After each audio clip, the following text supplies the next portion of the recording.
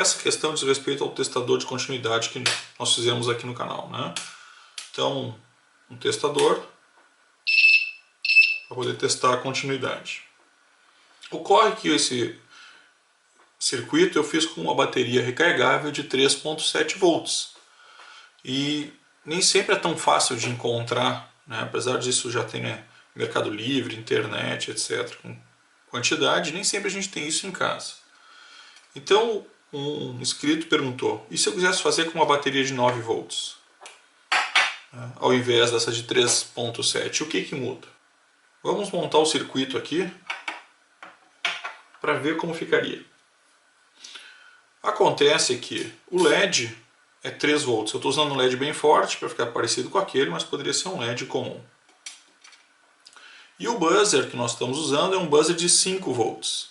Se eu tiver um buzzer de 9 volts, muda muito pouco. Basicamente eu vou mudar só o resistor um pouco mais alto, que liga o LED.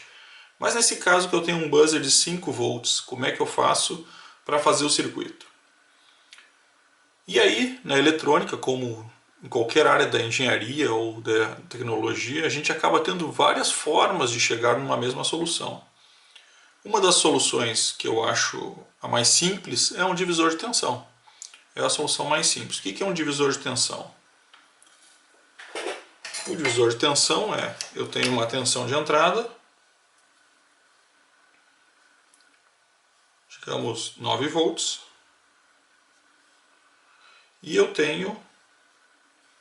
preciso de uma saída menor, digamos 4,5. Então eu ponho 2 resistores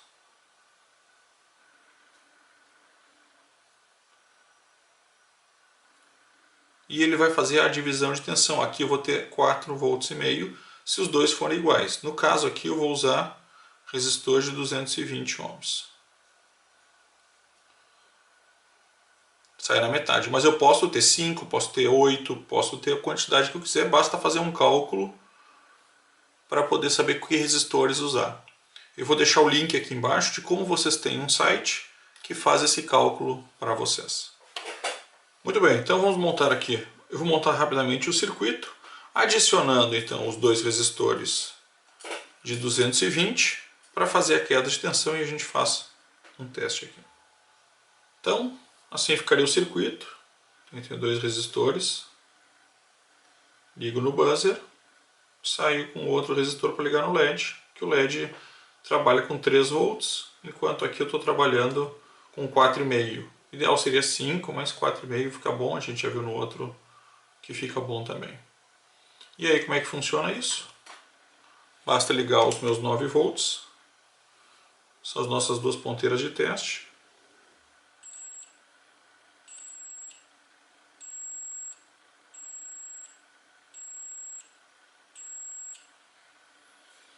Então o circuito aqui é o mesmo, muda apenas que eu vou na entrada de energia fazer um divisor de tensão.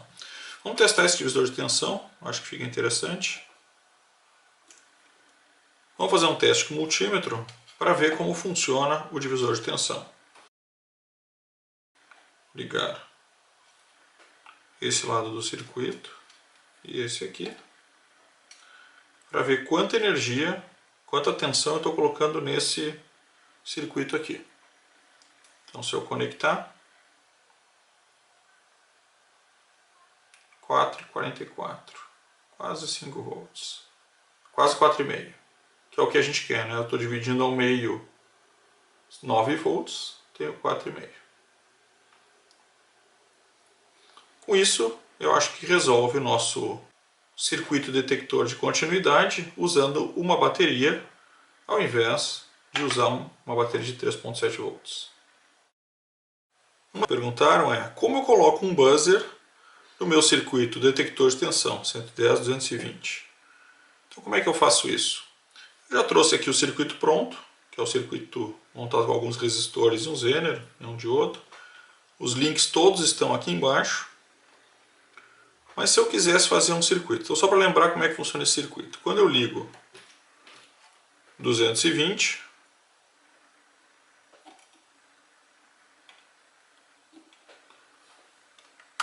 ele acende os 2 LEDs.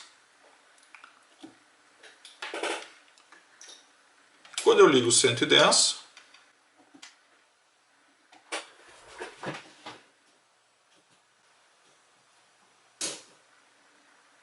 Ele acende apenas o LED vermelho.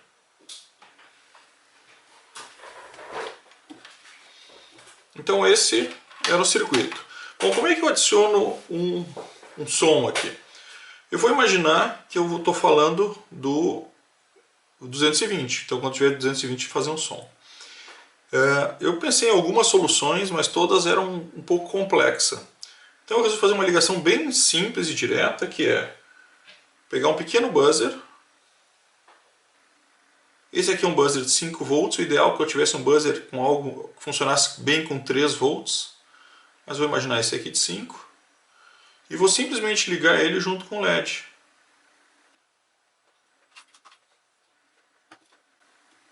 E é só isso. Se eu quisesse que tocasse sempre, eu ligaria junto com o LED vermelho, né? Inclusive ele tocaria mais forte, porque aqui ele vai tocar fraco, porque eu estou trabalhando aqui com uma tensão de praticamente 2 volts e o buzzer é 5. Então, se tiver um buzzer com menos potência, melhor. Nós vamos ligar aqui para testar.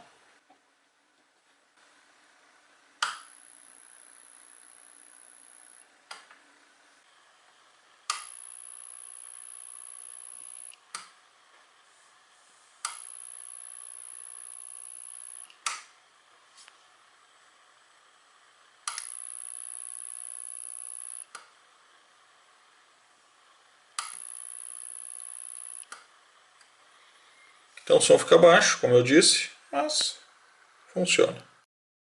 Uma das perguntas que fizeram foi: posso ligar uma tira de LED numa fonte ATX? Como é que eu faço isso?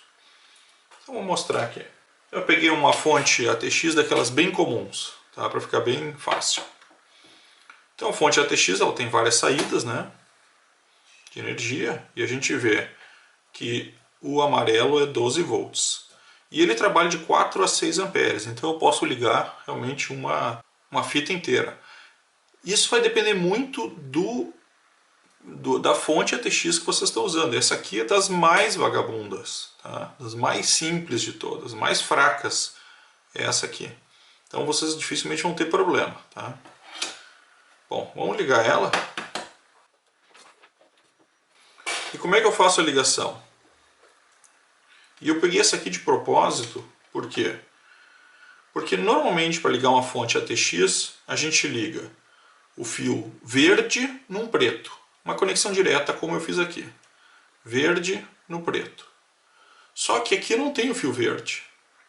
Então, nem isso essa fonte aqui seguiu o padrão. Em todo caso, ela tem o cinza ali. Ó, e a gente, por padrão, sabe que é o quarto fio, 2, 3, quarto, do lado onde tem o conector.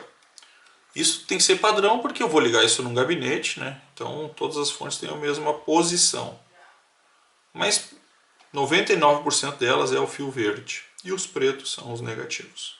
Então basta ligar o verde num preto e ela está ligada.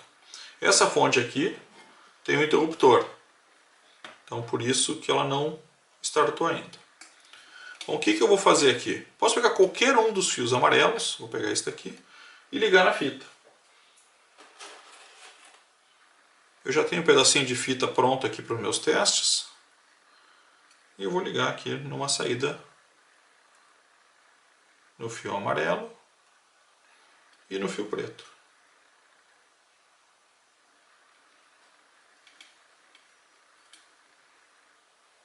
Essa é a conexão. É só isso, eu não preciso ligar resistor, não preciso ligar nada. Eu já estou em 12 volts e a fita já tem os resistores que eu preciso. Quando eu ligar, a fita já funciona.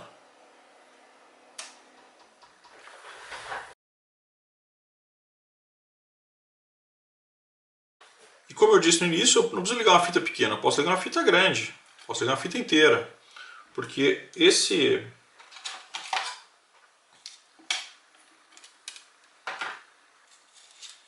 essa fonte ela suporta uma corrente mais alta para poder carregar tudo.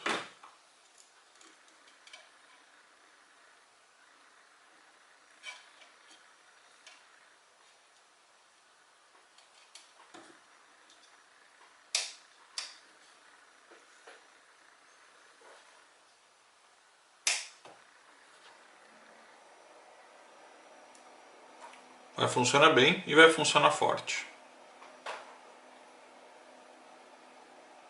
E como eu disse, estou usando uma fonte ATX bem comum, vamos dizer assim. Outra questão que pediram foi, na nossa fonte de bancada, botar um sistema anticurto, para que se eu encostasse, eu não tivesse nenhum curto e não queimasse a fonte.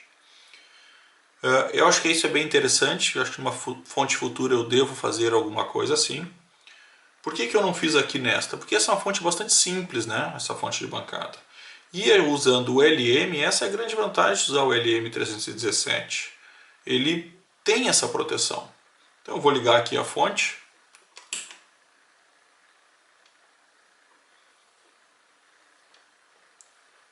Está com 3 volts. Vamos testar aqui.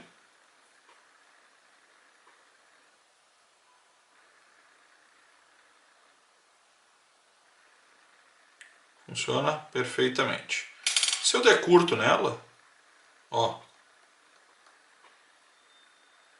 ela dá até um barulhinho. Não sei se vocês conseguem ouvir. Mas o que acontece? Ela não estraga. Porque o próprio LM entra em proteção. E ele tem essa proteção e realmente não danifica. Tá? E eu posso botar ela aqui em 12 volts, não tem problema. Ela não estraga. Deixa eu voltar para o 3 só para testar.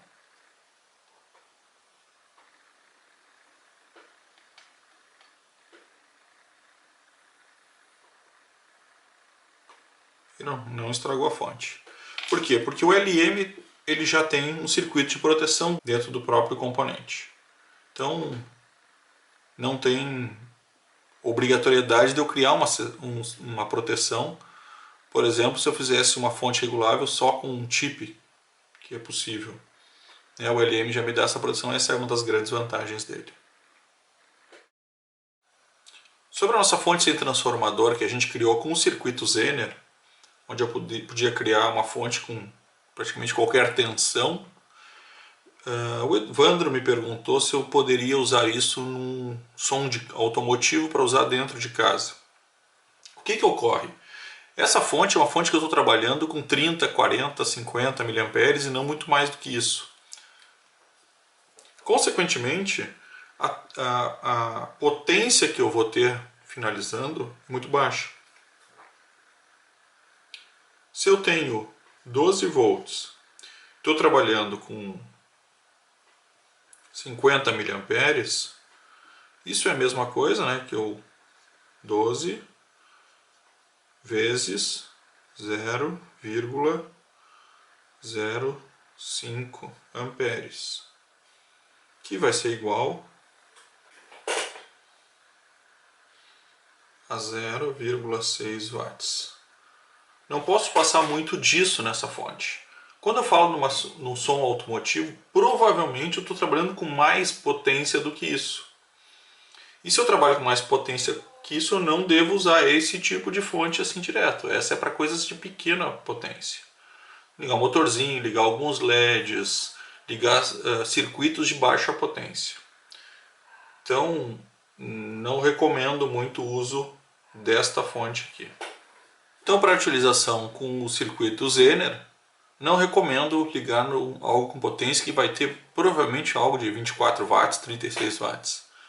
Procure usar então uma fonte, né? Uma fontezinha é sempre o ideal para isso. Até uma fonte de PC, né? Uma fonte ATX. Essa é sempre uma opção interessante.